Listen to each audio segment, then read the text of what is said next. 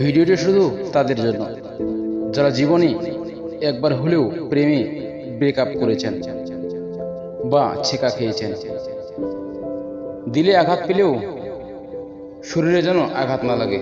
কথাটি বলে লাভ হবে কিনা জানি না, কারণ ব্রেকআপের পর যার মনে আঘাত লাগে তাৎক্ষণিক সে কারো কোনো উপদেশ শুনবে বলে আমার মনে হয় না। তবুও বিনা পয়সায় উপদেশ দিয়ে গেলাম, ভুলেও শরীরে আঘাত করবেন না, অথবা এমন কিছু করবেন না যা স্বাস্থ্যের জন্য হুমকি। ব্লেড দিয়ে হাত কেটে ব্রেকআপের চিহ্ন আঁকবেন না, বা নাম লিখে স্মরণীয় করে রাখার চেষ্টা করবেন না। এতে করে না আপনার বেদনা কমবে, না যার জন্য করেছেন তার কিছু হবে। পরপর কয়েক রাত যদি কোনোভাবেই ঘুমাতে না পারেন, তবে ডাক্তারের পরামর্শ নিয়ে ঘুমের ট্যাবলেট খান। একসাথে 50টা খেয়ে মরার চেষ্টা করবেন না। কোনোভাবে যদি আবার বাঁচার ইচ্ছে জাগে অথবা আপনার হায়াত থেকে থাকে, তখন টের পাবেন ওয়াশ করার যন্ত্রণা কেমন। যে চলে গেছে তাকে যেতে দিন। সাহিত্যের ভাষায় একটি কথা আছে, যে চলে গেছে সে কখনো আপনার ছিল না, আর যে সত্যিকারের আপনার সে কখনো আপনাকে ছেড়েও যাবে না। আর যদি কোনো কারণে বা বাস্তবতার কাছে পরাজিত হয়ে চলেও যায়, তবে তাকে গালাগালি বা তার ক্ষতি করার চেষ্টা করবেন না, বা তার 14 গোষ্ঠী উদ্ধার করার চেষ্টা করবেন না। আবার হুটহাট করে নতুন প্রেমের সন্ধানও করবেন না। সময় নিন, ভাবুন, নিজেকে সামলিয়ে নিন, আবার স্বাভাবিক হয়ে তারপর নতুন করে আবার শুরু করুন। সারা দুনিয়া বলে বেড়াবেন না। ইংরেজিতে একটা প্রবাদ আছে, don't tell your problems to people, 80% don't care and the other 20% are glad you have them. বুঝতে পারছেন? কাজেই আপনার যে সমস্যা হয়েছে তা সবাইকে জানালেই তার সমস্যার সমাধান হয় না। মাথা ঠান্ডা রাখুন, আর হুটহাট ফেসবুক বা সোশ্যাল মিডিয়াগুলোতে বিরহের স্ট্যাটাস দিয়ে বসবেন না।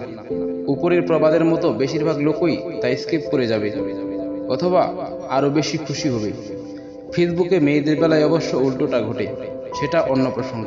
তবে সমস্যা যেটাই হোক, বুঝে শুনে শেয়ার করুন। শত্রু বাড়াবেন না। দুনিয়াতে শত্রুর সংখ্যা যত কম থাকবে ততই আপনার মঙ্গল। তা না হলে বডিগার্ড সাথে নিয়েও কোনো লাভ হবে না। শত্রু ঠিকই একসময় তার প্রতিশোধ নেবে। এটাই বিধাতার রীতি। যে চলে গেছে তার গায়ে এসিড নিক্ষেপের কি দরকার? অন্যায় করলে সৃষ্টিকর্তাই তার গায়ে এসিড নিক্ষেপ করবে। আপনি এই দায়িত্ব শুধু কেন নিতে যাবেন? দুদিন পরে তো লাল ঘরে বাস করতেই হবে। স্মৃতিকে স্মরণীয় করে রাখার চেষ্টা করবেন না। যার সাথে ব্রেকআপ হয়ে গেছে তার জন্মদিন পালনের কি কোনো মানে হয়? অথবা সোহরাওয়ার্দী উদ্যানে আড্ডা মেরেছেন, সেখানে অনেক মধুর সময় পার করেছেন। এখন ব্রেকআপ হওয়ার পর যেখানে আপনারা বসতেন ঠিক সেখানেই বসে সিগারেট টানছেন, এর কোনো দরকার নেই।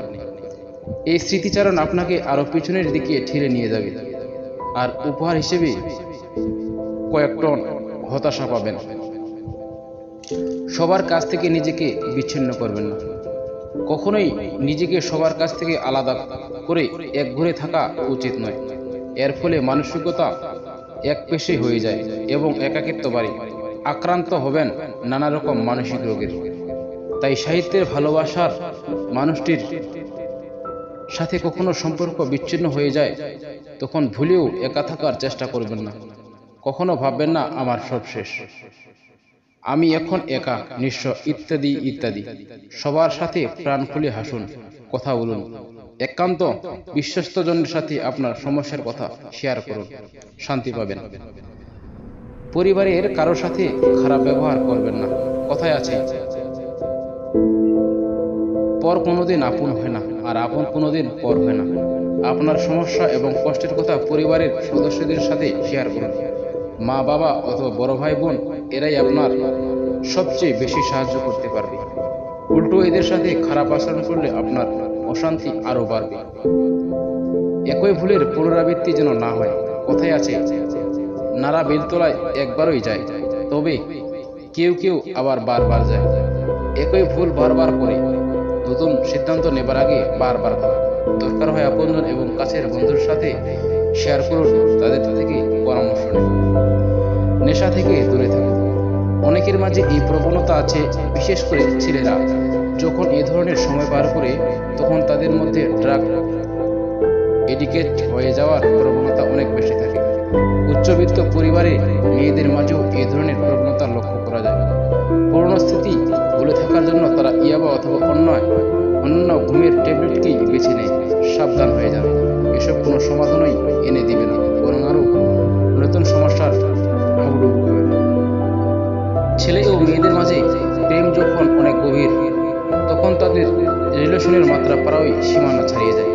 আজকাল এটা খুবই স্বাভাবিক ঘটনা হয়ে দাঁড়িয়েছে। ছেলেটি হয়তো তাদের কোনো অন্তরঙ্গ মুহূর্তের ছবি বা ভিডিও রেকর্ড করল, কিন্তু যখনই ব্রেকআপ হয়ে যায় সে হয়তো প্রতিশোধ নিতে গিয়ে ভিডিওটি প্রকাশ করে দেয়। বাংলাদেশে এই ধরনের ঘটনার উদাহরণ প্রায় সবারই জানা, যদিও দেশে এরকম ভিডিও বা ছবি প্রকাশ বন্ধের জন্য নতুন আইন রয়েছে। লাভ কি? চোরে না শুনে ধর্মের কাহিনী। কাজেই সময় থাকতেই সাবধান হন।